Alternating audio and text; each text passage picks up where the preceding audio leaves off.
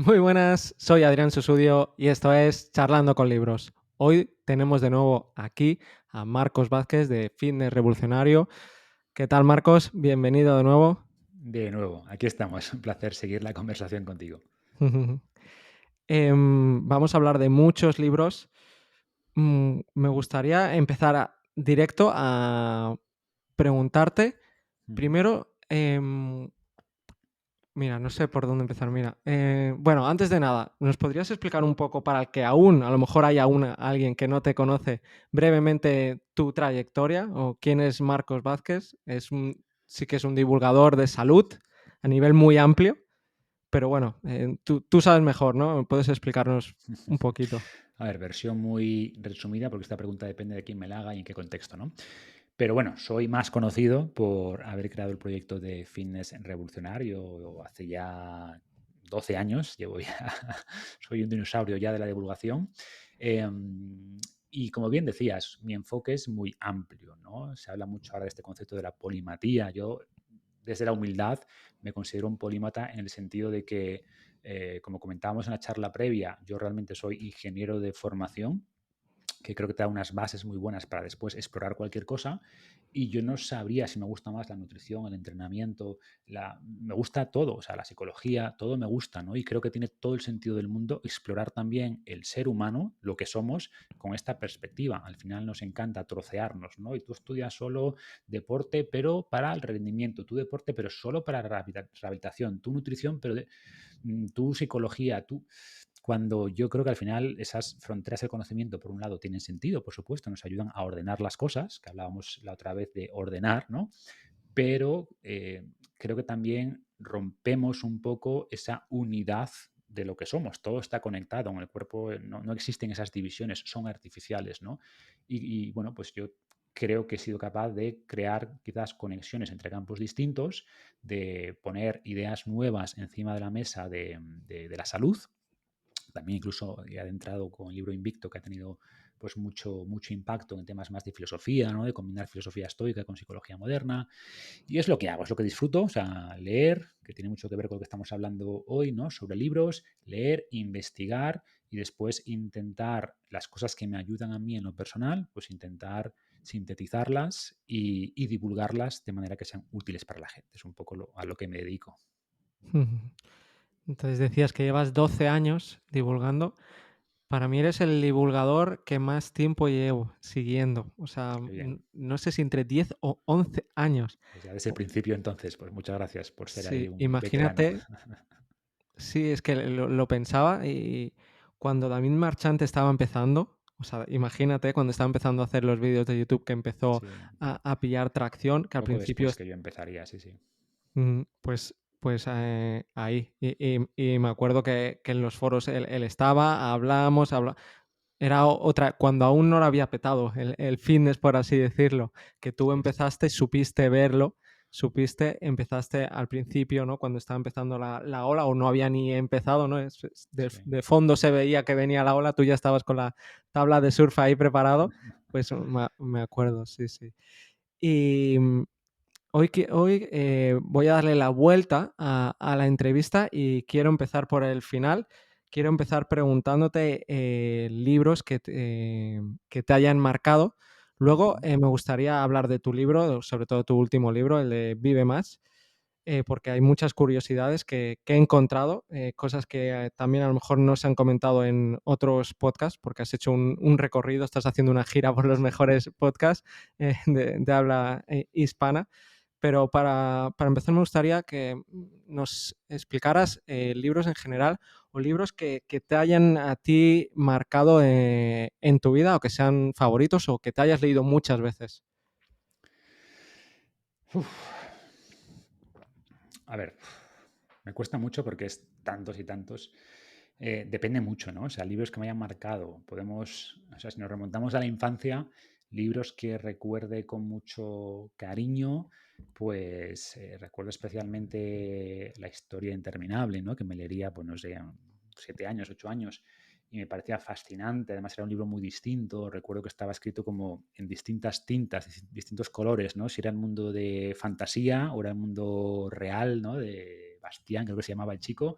Entonces, recuerdo que fue un libro que me chocó mucho, me pareció muy, muy novedoso, además de que la historia era muy buena y recuerdo pasar pues muchas tardes, ¿no? Tardes, noches ahí en la cama leyendo el libro, ¿no? Mis padres me apagaban la luz y yo la encendía y sacaba el libro y me pasaba ahí un rato más leyendo.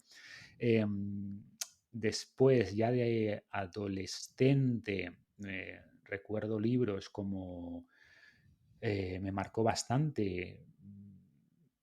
El libro se llama una Brief History of Time, una breve historia del tiempo, supongo que se titula en español, de Stephen Hawking, ¿no?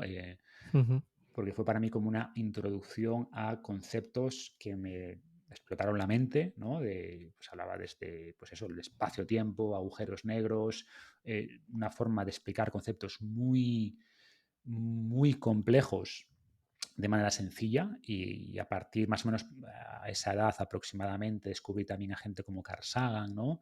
A divulgadores que quizás conectando los puntos hacia atrás, quizás despertaron en mí las ganas de divulgar, ¿no? De gente que pueda abrir puertas al conocimiento a otras personas, como este tipo de personas, desde Stephen Hawking a Carl Sagan, a otros similares, a Richard Sois Dawkins quizás muchos, más tarde. los que habláis de Carl Sagan o, Stephen Hawking. Sois varios los que ya habéis venido y habláis como que os han marcado, ¿eh? Sí.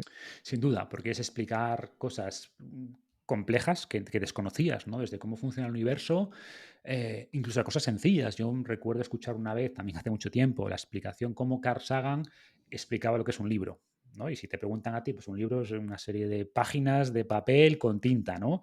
Carl Sagan decía, no, no, esto es el acceso a la mente de personas que vivieron hace miles de años. Pues casi es verdad, ¿no? Un libro es lo que está diciendo este hombre, pero lo cuenta de una manera que me hace ver mucho más allá de lo que yo vería por mí mismo, ¿no? Entonces, ese tipo de libros pues me marcaron también bastante, te ayudan a entender el universo, ¿no? El mundo.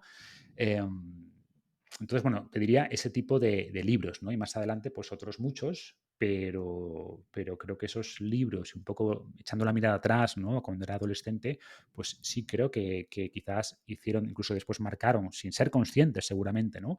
Pues el hecho de que me tirase mucho la tecnología, la divulgación, la ciencia, y que hoy, muchos años después, pues me dedique a divulgar ciencia de la salud, entre otras cosas, ¿no? Seguramente haya cierta conexión ahí. Ujú. ¿Y algún libro así más actual que digas que me ha gustado muchísimo?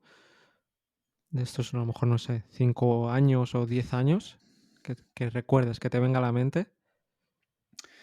A ver, muchísimos, yo qué sé. Casi me gusta más hablar de pensadores, ¿no? Que de libros concretos. O sea, por ejemplo, a ver qué te podría decir. Si me preguntas autores que me gusten, cómo piensan, cómo divulgan, pues gente como Sam Harris, como Steven Pinker, como Robert Sapolsky, pues más recientemente pues están los libros de Yuval Noah Harari, que bueno, me gusta cómo escribe, la capacidad que tiene de simplificar, pero quizás, como decíamos antes, en la charla anterior, cuando simplificas demasiado, hay cosas que te pierdes, ¿no? Quizás me Mm. gusta más libros como para entender un poco el mundo y la historia, pues Gérmenes, Armas y Acero, ¿no? Almas, Es un libro, gérmenes de acero. Ujú. Armas, Gérmenes, Acero, exacto. Es un libro que creo que de manera bastante sintética te explica un poco por qué el mundo es como es y por qué en Europa surgieron ciertas cosas que no surgieron en otros países, entender bastante bien la historia. Ujú. Entonces, El este podcast tipo... empezó con este libro. Este Ah, podcast, sí. el primer libro fue Armas, gérmenes de acero. Ujú. Por eso me lo sé también. Sí, Mm. sí. Entonces, ese tipo como te digo, más allá de libros, pensadores, ¿no? Que al final a través de distintos libros muchas veces, pues te abren, como decía antes, puertas a una forma de ver el mundo Ujú, ujú. que no tenías antes, ¿no? O, por ejemplo, también reciente, ahora ya entro en chorro, ¿no? Factfulness también es un Hans libro que Rosling. Ujú. recomiendo, ¿no? A la gente para que entienda un poquito mejor por qué la forma en la que vemos el mundo, de pobres versus ricos, ¿no? Que es muy equivocada, ¿no? Y Sí. por qué estamos progresando mucho más de lo que pensamos. Mejor en Eh, 4 grupos en vez de exacto. en 2. Sí, Mm. sí. Es Entonces, también bueno, uno de mis libros favoritos. Ujú. exacto, ¿Y son de libros, Taleb? como digo, Te que te ayudan a entender el mundo, a tener una visión más objetiva de la realidad, evidentemente simplificada, pero de eso se trata, ¿no? De darte modelos mentales que por definición son más simples que la realidad, pero que son muy útiles y creo que te ayudan a pensar mejor, en definitiva. O, por ejemplo, también Kahneman, ¿no? Libros de Daniel Kahneman, Pensar rápido, pensar despacio, pues también creo que ayuda mucho a entender un poco la psicología humana, esos sesgos cognitivos a los que Ujú. hacíamos mención en la charla anterior. Iría por ahí un poco. Sí, sí, si eres capaz de acabártelo, sí, sí, sí. Porque era este, no sé si sabes, ¿no? Que el porcentaje, como el 93% de la gente no se acaba ese libro, es brutal. Yo me lo Sí, acabé, pero es sí, a ver, lo de siempre, ¿no? Hay autores que escriben muy bien, que explican muy bien, volviendo a Carl Sagan y ese tipo de gente, y personas que tienen mucho conocimiento y lo que dicen tiene mucho poder, pero no lo explican tan bien. Yo estoy leyendo también ahora, intentando terminarme un libro de David Deutsch, ¿no? El principio del infinito, y ves que hay ideas muy potentes, pero yo digo, hombre, este hombre le hace falta un editor, ¿sabes? O sea, se mete en unas derivadas que al final entiende que mucha gente se pierda y es una pena porque hay ideas muy potentes, pero claro, no es Carl Sagan, ¿sabes? No es sí, capaz quizás de sintetizar, de simplificar ideas.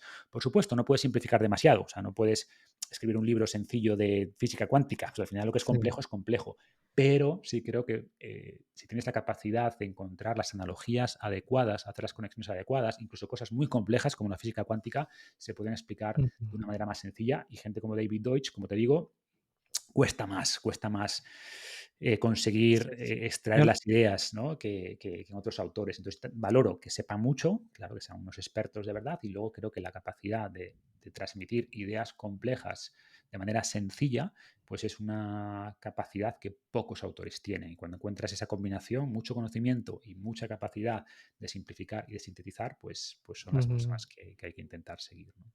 Yo no lo he empezado por eso, siempre está en la pila de pendientes por eso, porque tanta gente me ha dicho que es difícil, ¿no? Es difícil. Entenderle que hay que hacer un trabajo muy profundo ahí, pues, nunca me he atrevido a empezarlo por eso mismo. Y si tú me dices eso, pues, con más No, razón. y merece, a mí me está gustando, ¿eh? Merece Te la está pena, gustando, pero es un pero libro, pues eso, denso, que igual yo leo 10 o 15 páginas y ya está, no leo más seguidas porque es como, uff, ya sé, cerebro ya. overflow, stack overflow, tengo que reposar eso y unos días después vuelvo a leer otras 10 15 páginas y así llevo ya unos meses. Ujú, pues sí. ¿Y Taleb? ¿Te gusta? O a lo mejor puedes decir: "No me convence tanto", hay gente que no le gusta. A mí me gusta, sí, me gusta. Es un gran pensador. Creo que también un buen editor le ayudaría, pero me gusta. Y ahí, por ejemplo, recomiendo quizás no empezar por los primeros, que son un poquito más densos, pero, em, por ejemplo, Antifrágil. Antifrágil sería el libro quizás para empezar, antes de Full by Randomness o de Black Swan, que son también muy buenos. Y creo que Antifrágil es súper bueno. Y también, o sea, yo diría Antifrágil como número uno, y Skin in the Game como número dos. Ujú. Bueno, luego tiene la cama de Beth of Precrusters, ¿no? Que está bien, Leche de pero no es una Procusto. serie de aforismos sencillos. A Y mí no luego me abordaría después los dos primeros, ¿no? Full by Randomness y Black Swan. Pero sí, sí me sí. gusta Taleb como pensador. Creo que es un poquito arrogante a veces, ¿no? O sea, el problema con Taleb es que, o sea, lo bueno es lo malo. Lo bueno es que te da mensajes súper concretos, potentes, pero claro, cuando simplificas tanto, es muy fácil encontrar matices, ¿no? Y decir, bueno, a ver, Taleb, aquí te has columpiado. Esto, evidentemente, tomado literalmente, es falso, ¿no? Y luego tienes en otro extremo gente como Sam Harris y en menor medida Steven Pinker, que te das cuenta que usa las palabras exactas para transmitir algo que no encuentras fallos conceptuales ni fallos lógicos, que es perfecto, ¿no? O sea, está muy bien estructurado. Nassim Taleb es más de soltar cosas así, que suenan bien y que encierran cierta sabiduría, pero que tiene muchos agujeros lógicos, ¿no? Que bueno, que es fácil argumentar cosas que no contrarias a lo que él está planteando. Es un poco, son autores distintos, una forma de transmitir distinta, pero sí me gusta también Taleb como pensador. Perdón, voy a poner esto en silencio, que si no. Ujú. Em, Te quería preguntar también, el libro que más hayas regalado, aparte de los tuyos, Ujú. evidentemente, si hay algún libro, o a lo mejor ya lo has dicho, que sea el que más hayas regalado. Pues, mm, a ver, todos los que te he dicho antes son libros que he regalado, pero no tengo un libro así. Así me gusta mucho este concepto de terapia literaria, ¿no? En el fondo yo veo los libros como una especie de medicina y entonces es como decir, ¿qué medicina recomendarías? Pues hombre, depende de qué enfermedad o qué dolencia tengas, ¿no? Ujú, Y yo siempre pensé en tener algún tipo de librería donde ordenes los libros más que por autor, por categoría, no, porque por problema, ¿no? Y un amigo que estuvo en Florencia me comentó hace tiempo, oye, pues me he encontrado, pues, lo había hablado con él y me dijo, me he encontrado tu librería, está aquí y fíjate cómo ordena las cosas. Y ponía una categoría, cuando te encuentres solo, cuando te encuentres triste, cuando tal, yo, eso es, ¿no?, lo que a mí me gustaría. Yo veo los libros así, como medicina para el alma, si quieres llamarlo así, y por tanto, en función de si sé que esa persona pues tiene cierto problema o que está lidiando con ujú. algo, que tiene ciertas curiosidades, pues intento recomendarle o regalarle el libro que crea que mejor va a responder a eso. Y Sí, hay sí. pocos libros que son muy universales, ¿no? Era por Entonces, si había algún libro que fuera como la creatina, ¿no? Ese suplemento que ya, es de los que más recomiendas, si habría un libro la verdad creatina, que no tengo pero un no. libro que diga este así en general para todo el mundo. Vale. No tengo ese libro. Y un libro que no te gustó o que regalarías a tu peor enemigo. Ya sé que me vas a decir: "No tengo enemigos", pero No, sí, sí los tengo, sí. Bueno, enemigos, que yo no me considero su enemigo, pero bueno, sí que al revés sí.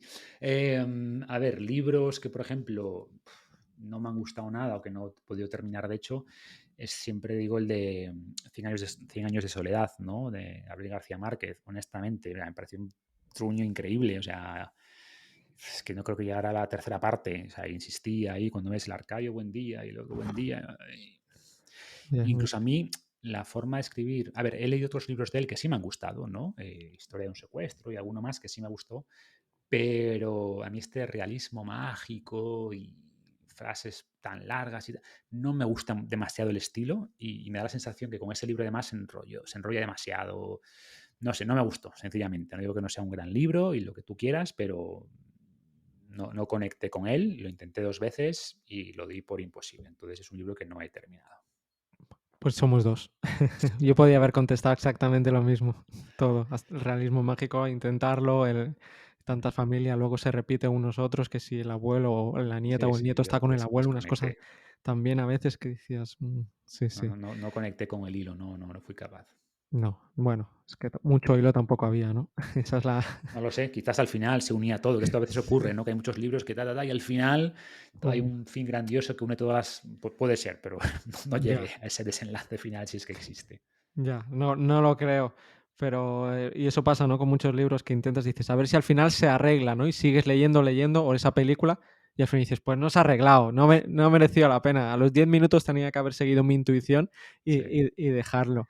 Yo cada vez soy más de seguir la intuición, ¿no? Si llego a más o menos intento forzarme, entre comillas, si hay un libro que no me gusta al principio, le doy una oportunidad, si llego a la cuarta parte más o menos, 25%, y no he sacado alguna idea o no estoy disfrutando, no veo el Sí, tal, lo dejo. Antes quizás sí. me forzaba más a terminar, justamente como decías, ya no, es que hay demasiados libros buenos por leer o por releer como para tener que tragarte libros malos, ¿no? Yo igual. Es una de las claves por las que cada año leo más, hacer Ujú. eso. Sí, Al sí, 5 o 10%, me planteo, sí, lo que has dicho tú, estoy disfrutando o al menos estoy absorbiendo ideas, nada, si no hay nada de eso, no, tienes que seguir, no, ya está. sí, yo la lógica que sigo es, a ver, si tú eres un autor y hay cosas importantes, no las vas a dejar para el final del libro, ¿verdad? Si tienes algo importante que decir, lo más lógico es que lo digas algunas cosas importantes al principio. Si al Ujú, principio, en ese primer 20-25%, no hay nada importante, seguramente no hayas dejado las cosas más importantes para el final. ujú. Siempre te puedes ir a las conclusiones y verlo, por si acaso, Sí, no cuesta nada, sí. sí. Quiero seguir hablando de libros, pero esta vez de libros los que hayas utilizado tú para escribir Vive Más. A lo mejor, hablando de algunos, a ver, tu bibliografía son 56 páginas, que no están ni en el libro, o sea, luego te las descargas, son 56 páginas de PDF, o sea, Sí. hay unos cuantos, pero solo algunos, nos puedes comentar algunos que te hayan ayudado Y con eso también puede ser una excusa para explicar alguno cosas del libro. Puedes empezar diciendo de qué va el libro, ¿no? Y Ujú, luego ya profundizar hablando de algunos de los libros, si te acuerdas. ujú. A ver, el libro Vive Más, pues va de longevidad, es como la temática principal, pero dice vive más en abstracto, no dice vive más años, ¿no? Justamente quería un poco que evocara que no solo, como decíamos en otra charla, no es más años y optimizar la longevidad, sino es optimizar realmente las experiencias vitales, es vivir más experiencias con más vitalidad, es más en sentido amplio, ¿no?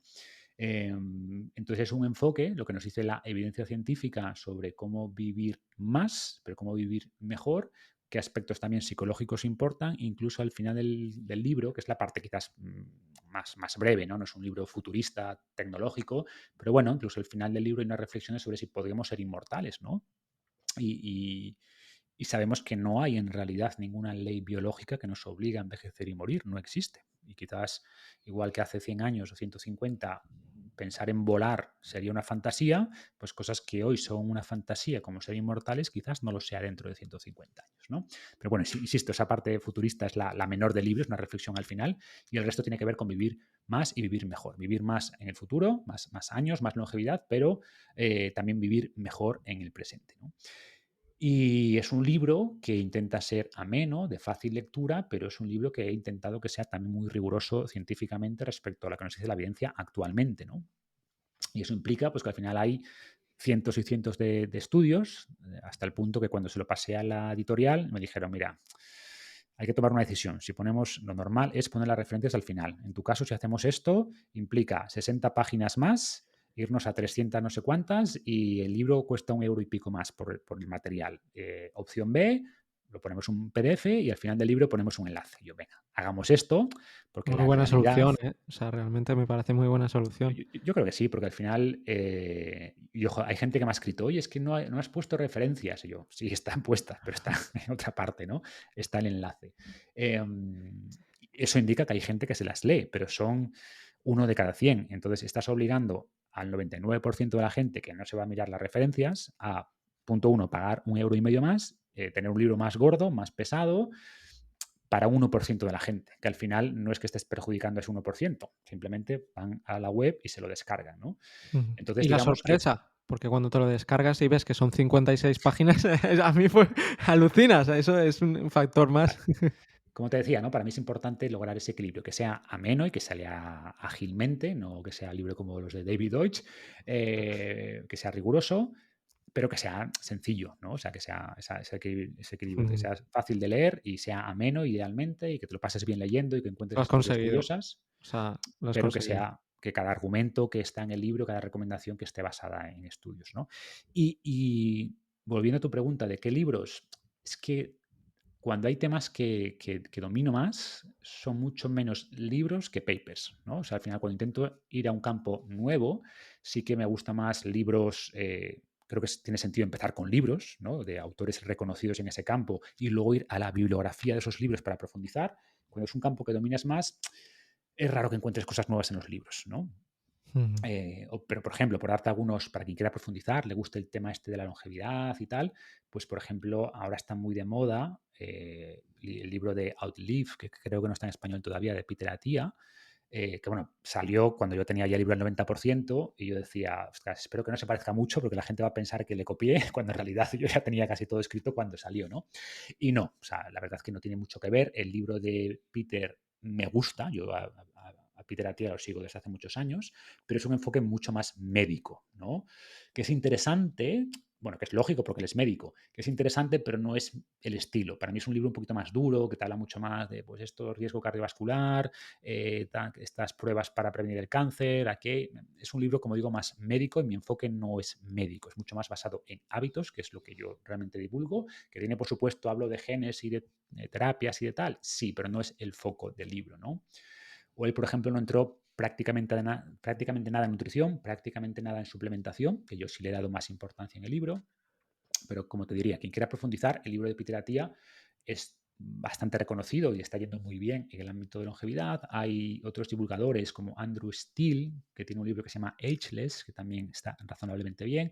un clásico, entre comillas, lleva pocos años, pero bueno, en el campo de la longevidad es un clásico, el de Lifespan de David Sinclair, está el de Telomere Effect, el efecto telómero, no sé si está en español, de Elizabeth Bourne, creo que se llama, ¿no? Que es premio Nobel. Ujú, Premio Nobel, bueno, justamente por todo el tema de los telómeros.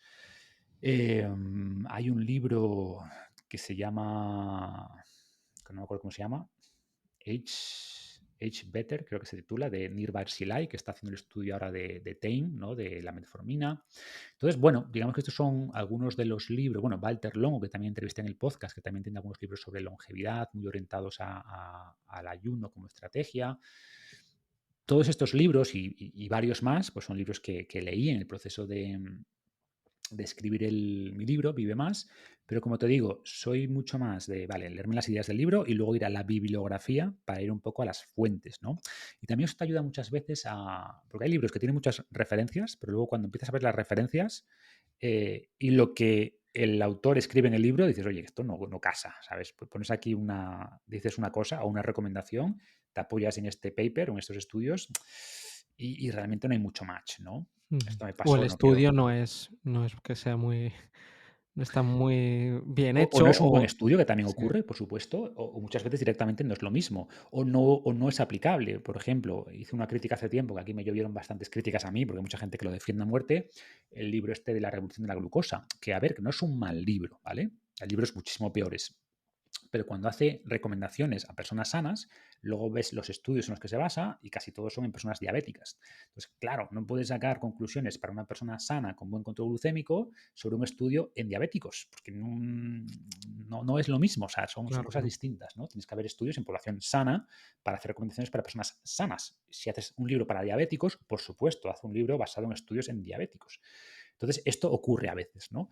Y como te digo, ir a la bibliografía, por un lado, te permite profundizar mucho más que lo que ha hecho el autor en el libro, que por definición pues simplifica, y además también te permite ver un poco, vale, lo que dice en el libro realmente está soportado en los estudios que luego ponen las referencias o no tanto. Que cuántos saltos hace, ¿no? De lo que dice el estudio a los supuestos que él plantea después.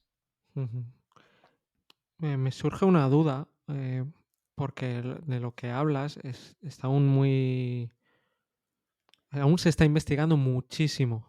Sí. Y los libros, como has dicho tú, este libro que es clásico, pero en verdad salió hace pocos años, ¿no? Y ya son clásicos. Y tú mientras lo estabas escribiendo, aparecieron nuevos estudios y tú mismo pudiste ampliarlo o cambiarlo. Claro, a lo mejor este libro eh, a lo mejor te requiere que cada año, si quieres estar a la última, por así decirlo, estar renovándolo, ¿no? Hmm.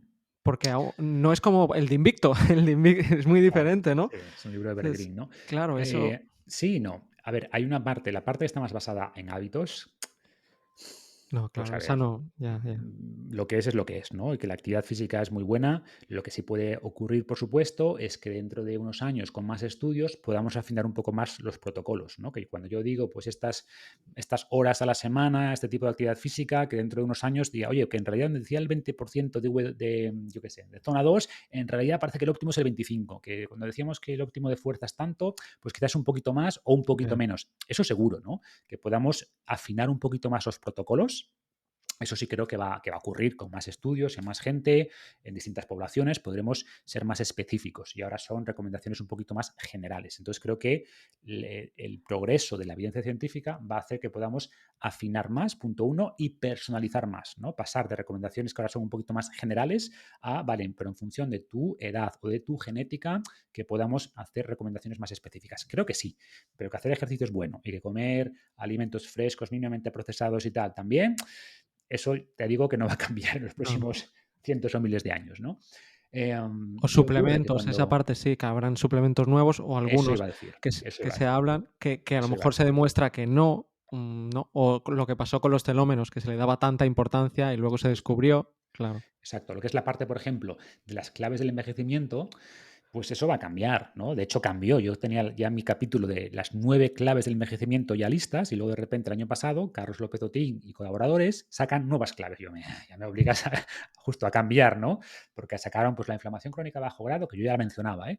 Inflamación crónica de bajo grado, también la disbiosis intestinal, la disbiosis de la microbiota, Yo, vale, bueno, pues tengo que poner estas nuevas claves que antes no estaban, porque en el paper tradicional clásico del 2013 no estaban esas claves, ¿no? Y salieron, las publicaron en el 2012. Pues ya ese capítulo, durante el propio proceso de escribir el libro, cambió el capítulo y tuve que ampliarlo un poco más, ¿no?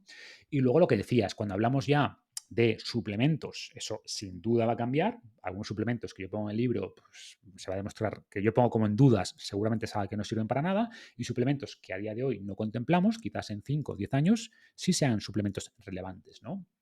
Igual que ahora se habla de rapamicina, pues quizás dentro de unos años se sepa mejor si funciona o si no funciona y qué protocolo de suplementación funciona. Y por supuesto, cuando hablamos ya el capítulo final, que es el más futurista, donde hablo de pues, células madre, donde hablo de transfusiones de sanguíneas, de proteínas en la sangre, pues eso seguro que eso dentro de 10 años o menos va a estar desfasado, ¿no? Por eso también ese capítulo más futurista intento abordarlo a nivel conceptual. No entro tampoco demasiado en detalle, primero porque no soy tampoco un experto en terapias novedosas.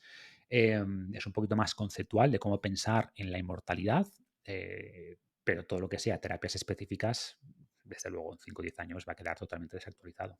Ujú. Sí, como un 80-20, ¿no? Del libro podría ser, un 80 Claro, no, pero los pero un 20 pilares seguro que no cambian, ¿no? Lo que seguro. haremos Ujú. con más investigación es, como te decía, poder afinar un poco más, definir protocolos más personalizados, tanto en entrenamiento, nutrición, en descanso, pero las bases de lo que planteo ahí, te aseguro que van a seguir válidas. Mm, ujú. Alguna de las cosas que me chocaron o me llamaron la atención es, por ejemplo, lo del mito de las zonas azules, ¿no? Y también por qué puede ser casi una pérdida de tiempo estudiar a los centenarios, ¿no? Me acuerdo que había una mujer, no sé cuántos tenía, 115, con 115 años o algo así, dejó de fumar, pero dejó de fumar, llevaba toda la vida, porque no podía encendérselo por las cataratas, ¿no? Claro, Entonces, si lo estudias, a la mujer hay que fumar, ¿no? claro. Exacto, sí. Digamos que si hablamos de cómo llegar a los 80 y pico, 90 y pico años muy bien, sabemos que los genes cuentan más o menos entre un 20 y un 30% y los hábitos el resto, 70-80%. Bueno, hábitos más entorno, no solo hábitos, ¿no? Pero bueno, lo que podemos controlar son los hábitos. Mm, Y por tanto, lo que tenemos que estudiar en las personas que llegan a esa edad, digamos, muy bien, muy vitales, pues sin duda exploremos qué es lo que hacen, qué hábitos siguen. Sin embargo, cuando hablamos de personas centenarias que llegan a 105, 110 años, si no eres hijo, hermano de centenarios, no vas a llegar, por mucho que te cuides, porque la proporción se invierte y es un 80% genes y un 20% hábitos. Entonces, tiene poco sentido, que es un poco lo que planteo en el libro, estudiar los hábitos de centenarios, porque no te van a dar mucha información. Tienes que estudiar los genes de los centenarios, ¿no? Y esto lo vemos, por ejemplo, en las zonas azules, ¿no? Zonas donde hay muchos centenarios. Vale, vas a Okinawa o te vas a Córcega o Cerdeña, mejor dicho.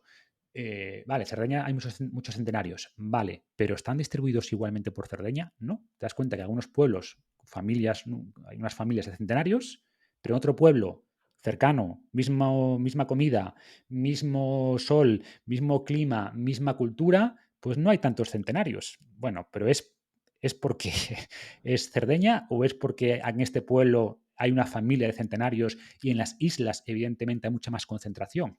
No es casualidad que de las zonas azules muchas sean islas, ¿no? Tenemos, pues eso, Okinawa, también una isla. Tenemos a Cerdeña, o tenemos poblaciones más bien cerradas, ¿no? Como Loma Linda, los adventistas, o tenemos la península de Nicoya, que es una península también con menos comunicación.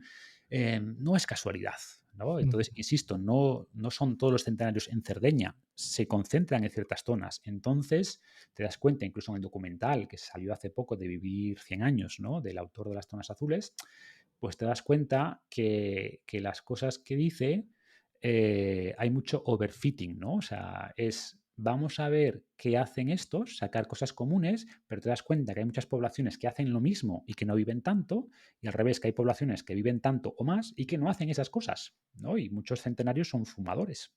ujú.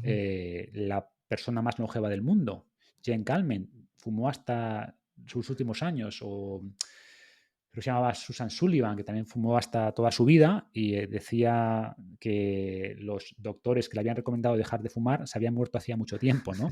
Sí. No destacan por sus buenos hábitos ni son especialmente deportistas. ¿Por qué? Porque son sus genes. Si no tienes genes de centenario, no eres centenario, no vas a ser, o es muy poco probable. Y lo vemos, ¿no? Que los genes, los centenarios ocurren en las familias. O sea, al final, si tus padres han llegado a los 100 y pico años, es muy probable que tú llegues, aunque no te cuides demasiado. Evidentemente, si te cuidas, pues ese 20% que aportan los hábitos en los centenarios, pues más probabilidad de que llegues. Pero este es un poquito el mensaje, ¿no? Entonces, las zonas azules, pues al final son mensajes simplistas a partir de unos datos observacionales. Y ojo, las recomendaciones que hacen no son malas, ¿eh? O sea, son buenas. Las recomendaciones finales, oye, pues muévete, conexión social, no sé qué, salvo quizás la excepción de beber alcohol, que bueno, ahí todavía hay un debate científico si realmente es recomendable o no, pero son recomendaciones buenas. Un poco mi crítica es que la basan en observaciones que están muy sesgadas, ¿no? Ujú. Sobre lo del alcohol le dedicamos un podcast que se llama, de un libro que se llama Borrachos, no sé si te lo has Mm, leído, te lo recomiendo. Es curioso, da un enfoque distinto, pero también esto de los mitos de las zonas azules, una cosa que dijiste en el libro es lo de los registros, que Sí, eso me sorprendió también, que muchas sí, veces los registros, es decir, cuando habían nacido, la partida de nacimiento no era correcta, ¿no? O sea, que muchas ocurre veces a lo que mejor no eran centenarios. correcto, sí, sí, sin duda, eso está muy estudiado, ¿eh? Entonces, ¿qué ocurre? Que muchas de las zonas donde había más centenarios eran en zonas más pobres, donde había peores registros públicos, ¿no? Son zonas muchas veces donde la edad te da estatus. Entonces, cuando viene alguien de fuera, un investigador, ¿usted cuánta edad tiene? Yo 105 años, o que tengas 98. Como no hay registros, nadie sabe. Pues ahí apuntan 105 años, ¿no? Ocurrió en Japón, de hecho, hace relativamente poco, que empezaron a hacer un registro de los centenarios y en Japón, cuando cumplías los 100 años, te daban además un extra, ¿no? Como una recompensa por haber vivido 100 años. Y resultó que cuando empezaron a, a mejorar el censo, pues que muchos supuestos centenarios, sobre todo en zonas pobres, con peor acceso, con peores registros, porque no estaban en ninguna parte esos centenarios, ¿no? Entonces, muchas veces las familias no habían avisado y seguían cobrando eso, otras veces sería por error, pero se dieron cuenta de que había muchos menos centenarios que los que ellos pensaban que había, ¿no? Y también se ha visto que cuando en estas zonas pobres se implantan mejores registros públicos, de repente la expectativa de vida baja, la edad promedio baja. Porque mejorar los registros públicos hace que muramos antes, evidentemente no. Simplemente que al mejorar esos registros públicos, pues de repente esos engaños que había, pues se reducen y de repente resulta que no hay tantos centenarios, ¿no? Entonces, son temas que cuando empiezas a analizarlos con un poquito más de visión crítica, pues te das cuenta que usan esta narrativa simplista que conecta mucho con la gente, ¿no? Ah, sí, zonas azules que hacen esto y viven 100 años. A ver, que esto es un poquito más complejo, ¿no? Sí, sí, sí. Igual que las encuestas, ¿no? Que muchas veces, ¿qué incentivos hay para contestar de forma correcta las encuestas? Por eso a veces dicen el dato mata el relato, depende de cómo has tomado ese dato, ¿no?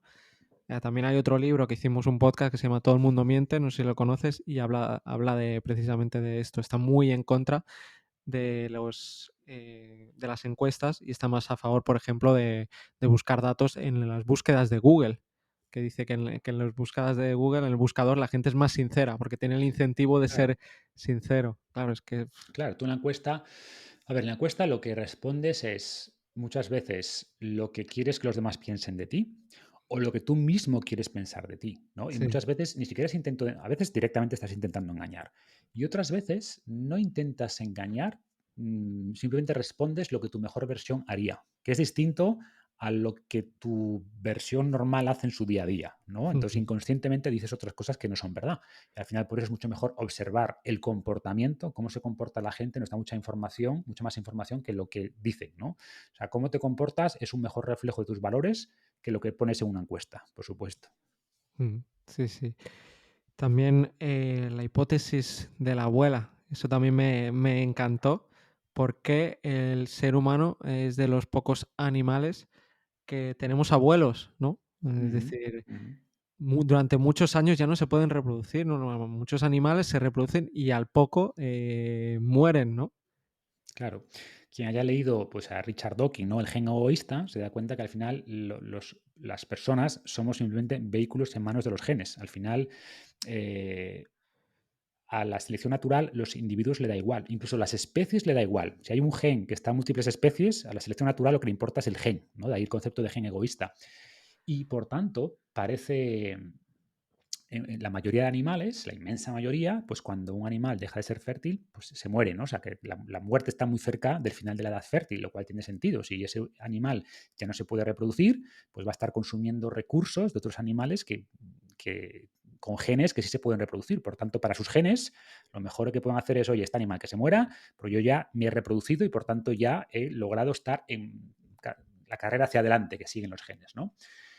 Sin embargo, en los humanos, y especialmente en las mujeres, porque los hombres podemos ser fértiles mucho más tiempo, casi hasta el final en realidad. Hay hombres que han sido padres con 80 y pico años, pero las mujeres, pues más o menos alrededor de los 50, 55 años, dejan de ser fértiles y sin embargo viven 30, 40, 50 años más. De hecho, viven más que los hombres, ¿no?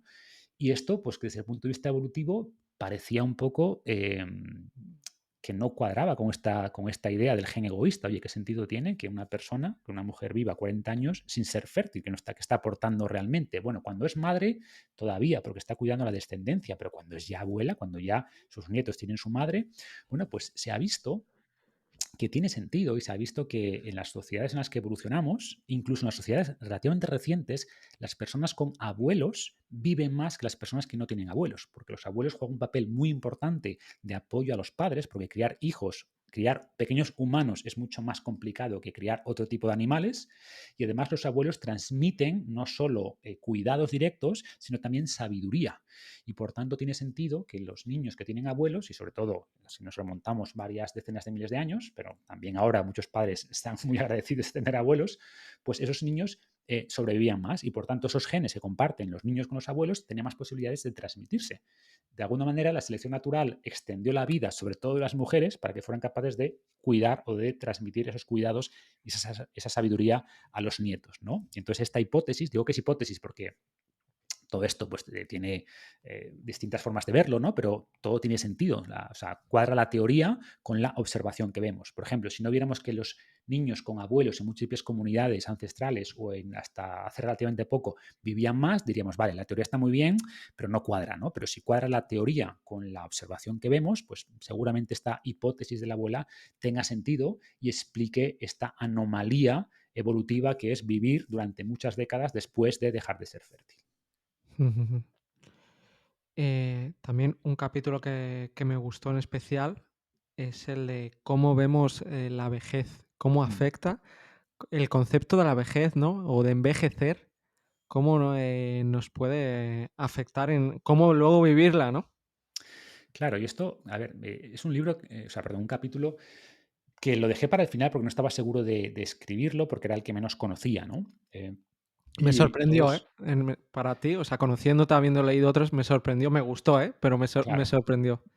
digamos que el resto de libros que te he mencionado, pues se centra mucho en la parte más puramente fisiológica, que evidentemente es muy importante, pero yo, bueno, intuía, no sabía, porque había visto ya estudios, que cómo pensamos también influye en cómo envejecemos y por tanto, pues me decidí a explorar ese tema un poco más para hacer un capítulo específico sobre cómo nos influye la forma en la que pensamos, si somos más o menos optimistas, si tenemos más mentalidad que se llama mentalidad de crecimiento o una mentalidad más fija, el impacto de las creencias sobre el envejecimiento, del propósito en el envejecimiento, del estatus, etcétera, ¿no?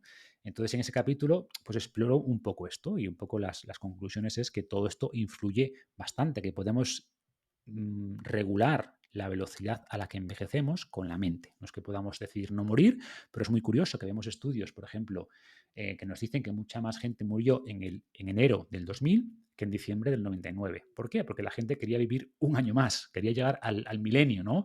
O todos tenemos anécdotas de personas que estaban ahí a punto de morirse, pero hasta que no llegó su hijo de China, que los vino a visitar para despedirse de ellos, pues no se murieron. Y cuando ya dijeron, ahora sí me puedo morir, ¿no? Entonces, muchos estudios nos indican que las creencias que tenemos sobre el envejecimiento influyen en cómo envejecemos e influyen en el riesgo de mortalidad. Las personas con creencias negativas sobre el envejecimiento, que creen que envejecer implica decrepitud, que envejecer implica soledad, que envejecer implica ser una carga para los demás, pues tiene más mortalidad que personas que piensan que el envejecimiento es también capacidad de explorar más, nuevas oportunidades, nuevas experiencias, etcétera, ¿no?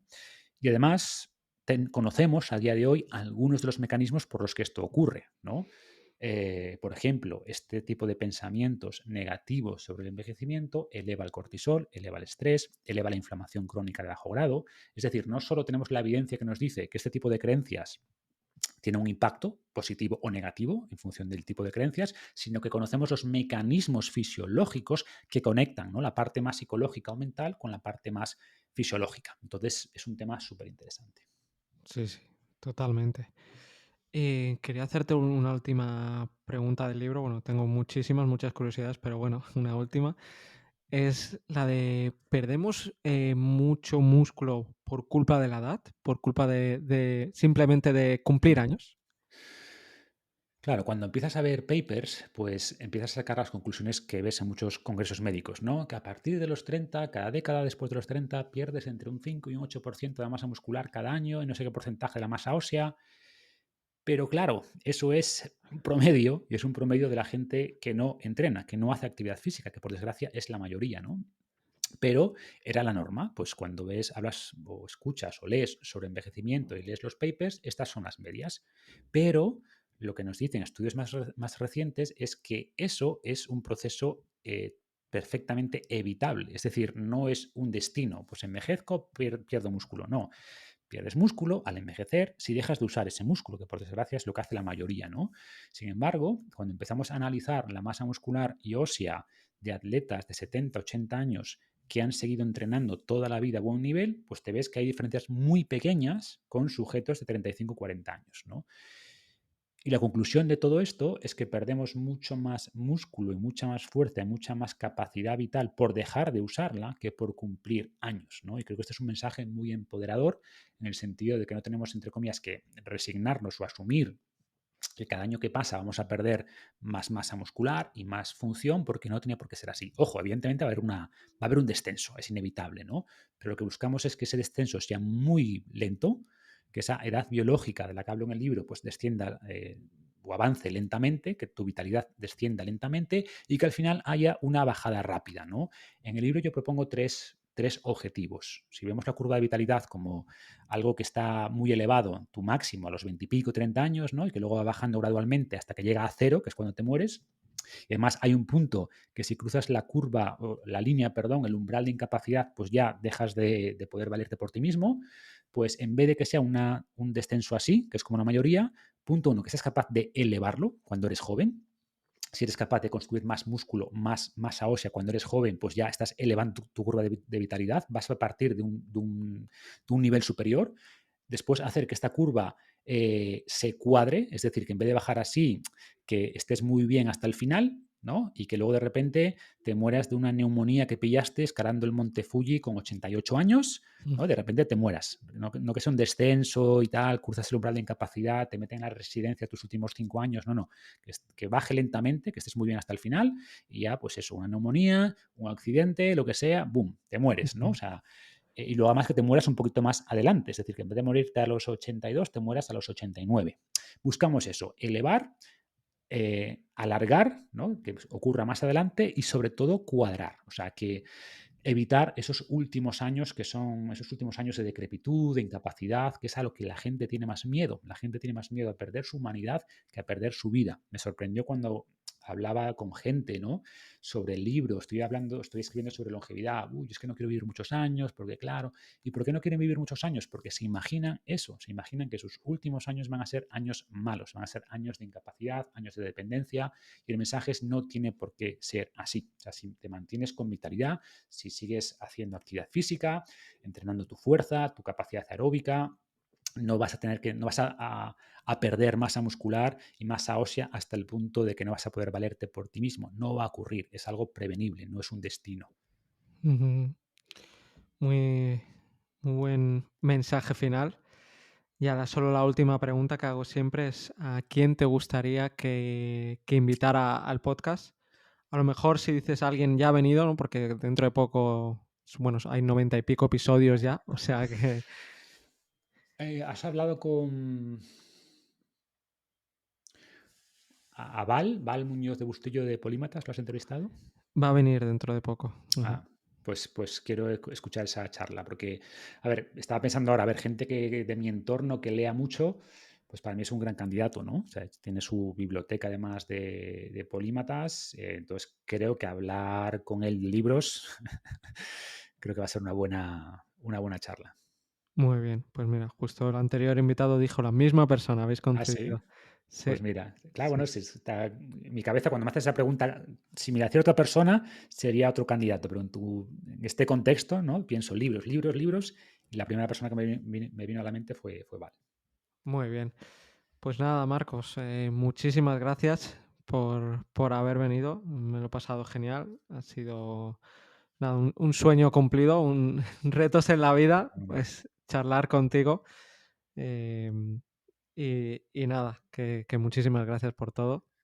a ti, Adrián, por la invitación y ánimo con el proyecto, ¿vale? Como amante de los libros, pues quiero que más gente lea libros y vea menos TikTok. Ojo, un ratito de TikTok también está bien, pero necesitamos eso, gente con la capacidad y la disciplina de coger un libro, ¿no? Y no tener un poco esa necesidad del estímulo rápido y ser capaz de sentarse con un libro un tiempo y digerirlo. Creo que es un gran placer vital y me encanta que estés apoyando la lectura. Así que Sí, ánimo sí. con el proyecto. Muchas gracias. Por eso también hice el curso que se llama Leed Cabrones, que habla sobre eso, para Muy bien. dejar un poco de lado el TikTok, no estar todo el rato, ¿no? Esa concentración que estamos perdiendo y que Sí, los libros azúcar yo creo que es una cognitivo. de las mejores formas de volver a recuperar la concentración. La atención, sí, la atención que nos han robado y además aprovechar para aprender algo, porque, por ejemplo, el mindfulness está muy bien, pero yo siempre digo cuando me cuesta, porque el mindfulness siento que no aprendo. Para mí un libro no deja de ser un poquito de mindfulness, ¿no? Porque desconecto de los problemas del día, me concentro en el libro y además de lograr esa atención, pues aprendo y me divierto, ¿no? Es una especie de mindfulness para mí la lectura. Totalmente de acuerdo. Hasta la próxima.